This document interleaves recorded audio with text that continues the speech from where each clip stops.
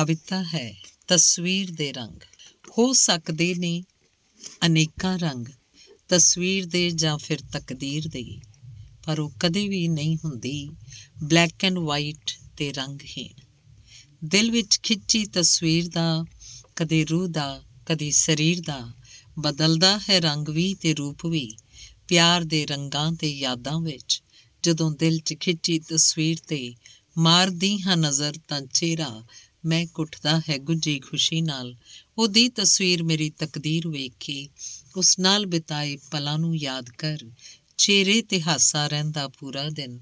ਇੱਕ ਵੀ ਦਿਨ ਨਹੀਂ ਹੁੰਦਾ ਐਸਾ ਜਦੋਂ ਮੇਰੀਆਂ ਅੱਖਾਂ 'ਚ ਨਹੀਂ ਬਣਦੀ ਉਹਦੇ ਪਿਆਰ ਦੀ ਤਸਵੀਰ, ਜਿਸ ਦਾ ਕੋਈ ਰੰਗ ਨਹੀਂ ਹੁੰਦਾ, ਪਰ ਉਸਨੂੰ ਵੇਖ ਹੋ ਜਾਂਦੀ ਹੈ ਮੇਰੀ ਅੱਖ ਦੀ ਪੁਤਲੀ ਰੰਗੀਨ। ਪਰ ਉਸਨੂੰ ਵੇਖ ਹੋ ਜਾਂਦੀ ਹੈ ਮੇਰੀ ਅੱਖ ਦੀ ਪੁਤਲੀ ਰੰਗੀਨ। ਧੰਨਵਾਦ।